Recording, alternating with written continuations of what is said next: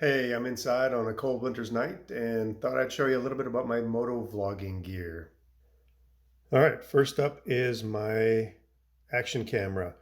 I've got the GoPro Hero Black 9 and for the most part like it. There's a few things that aren't my favorite about it. When I was doing my research on which action camera to go with, this one just kept getting the best reviews across the board. And so I went with something that was known rather than cheaping out and going with something that I didn't know a whole lot about or had mixed reviews or something like that. So for the most part, happy with it. I'll mention a couple of things that drive me nuts about it, but I like it. I like that it has a front screen on it. When I'm talking into the camera, I can tell if I'm actually in the frame or not.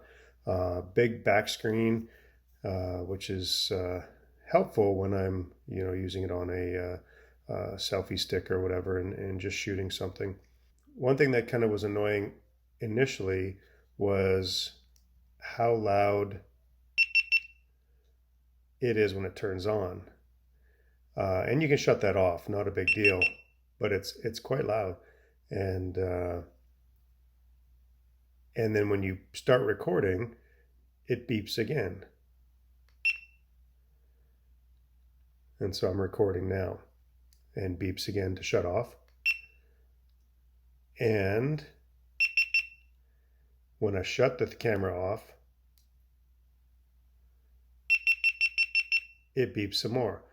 The nice thing about all that is when I'm riding along and the camera is attached to my helmet, I can't see this back screen. I don't have a clue what's going on. I'm assuming that it's filming, but I listen for those beeps. And by just listening for those beeps, I know, is the camera on? Have I started recording? Have I not? And so they're very, very useful when I'm riding. Annoying when I'm not, but certainly useful when I'm riding along. So a couple of things I don't like about this. One is it kind of gives you that fisheye view. So you look back at your videos and everything is kind of curved. Not necessarily my favorite thing. And then one of the things that kind of drives me nuts about it is, well, so you've got this battery door, and that's the only place on the camera where you can plug something into it.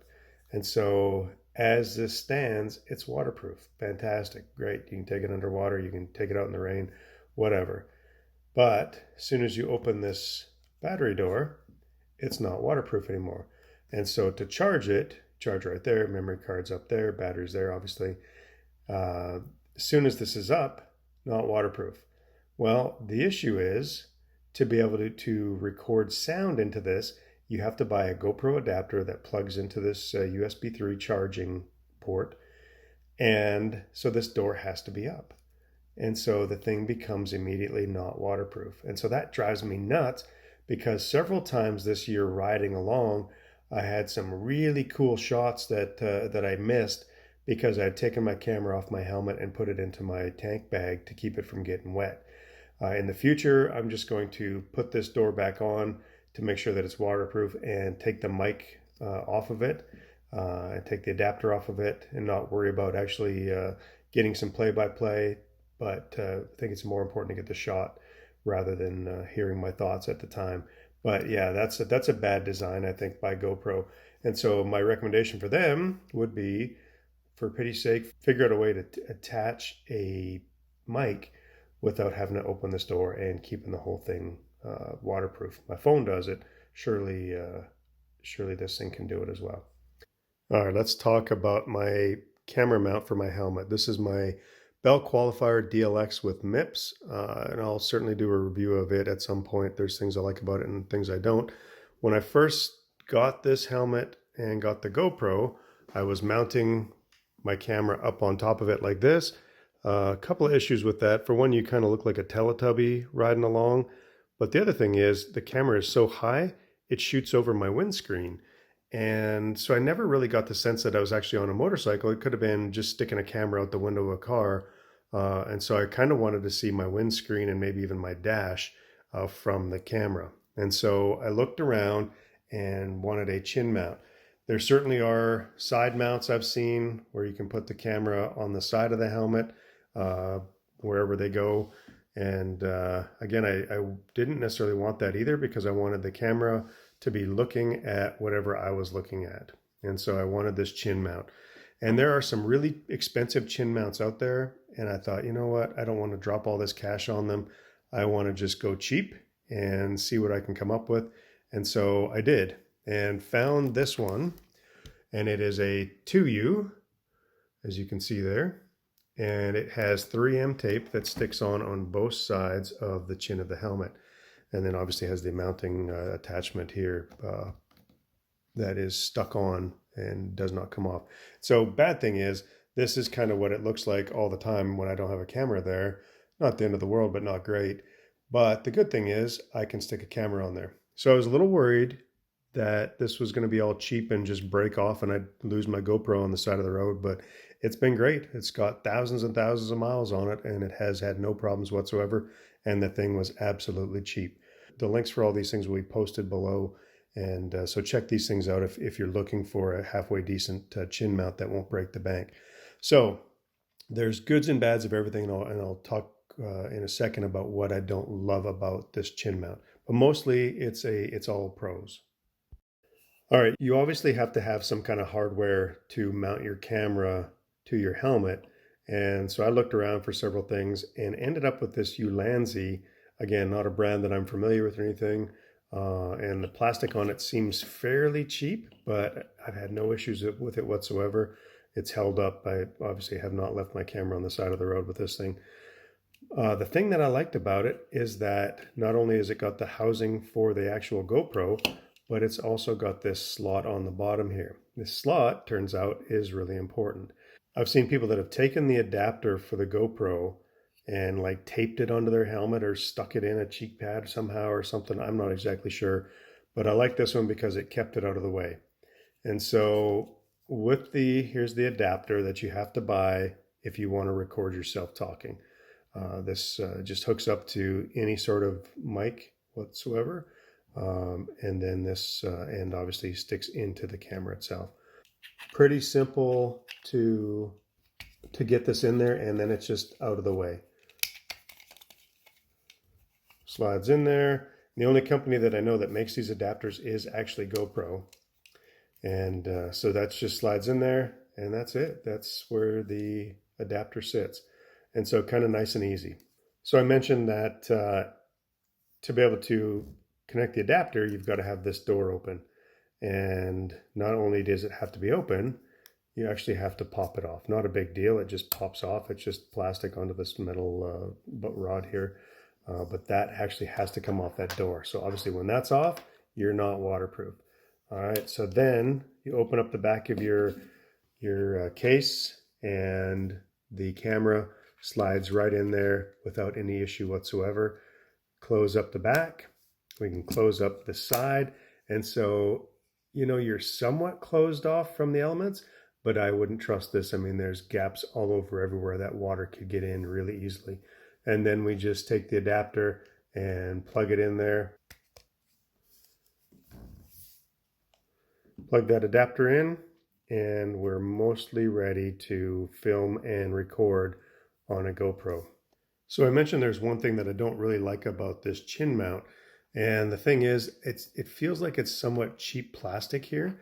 And the plastic on the camera mount or the camera housing also feels fairly cheap. And it's a snug fit. So you got to give them some elbow grease to get them to match up in there. But once you get the housing pushed down on there, then it's just like any old GoPro mount that just screw that in to tighten it down.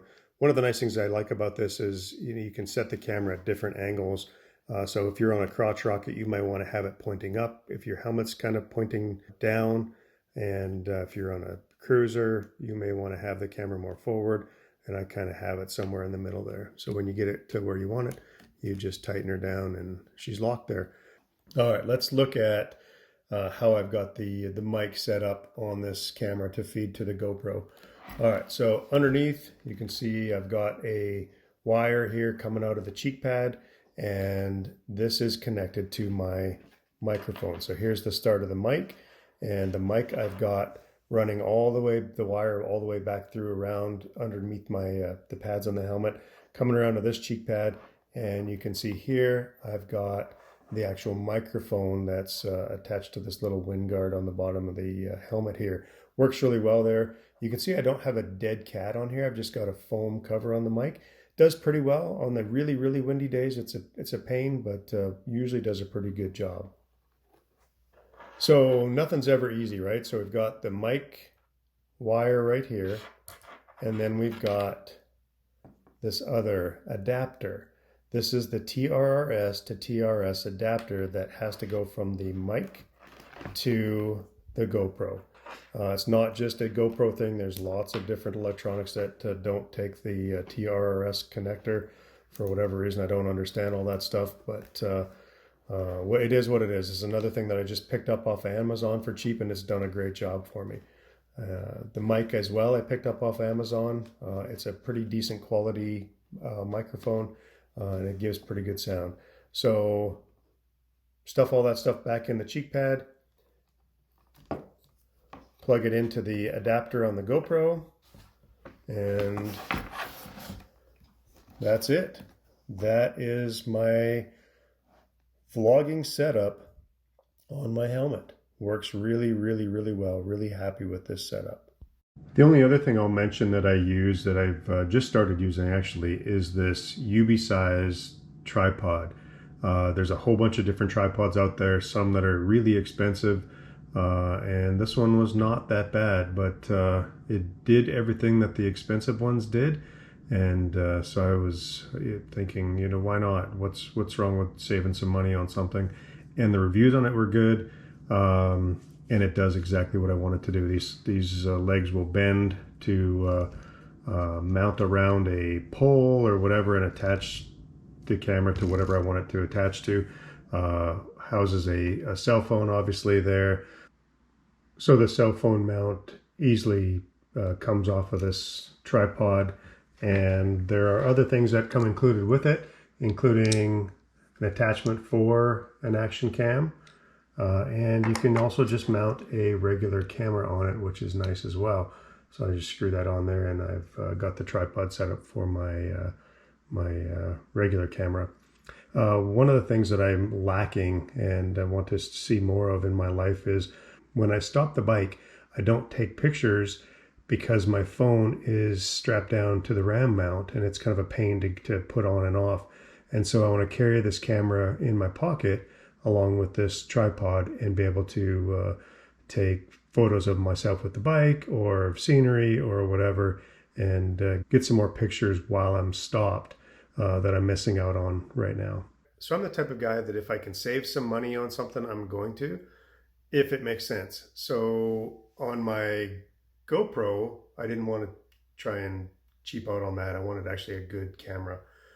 And on some of the things that I use to attach the camera to my helmet, you know, I want them to be quality, but I don't feel like I necessarily have to have something that cost me $1 million. And so everything that I have in my vlogging setup for my helmet is pretty inexpensive and works really well. So happy with how all that stuff works. And then, you know, with any vlogging, the tough thing is actually taking all the footage that you shoot and then taking it to editing.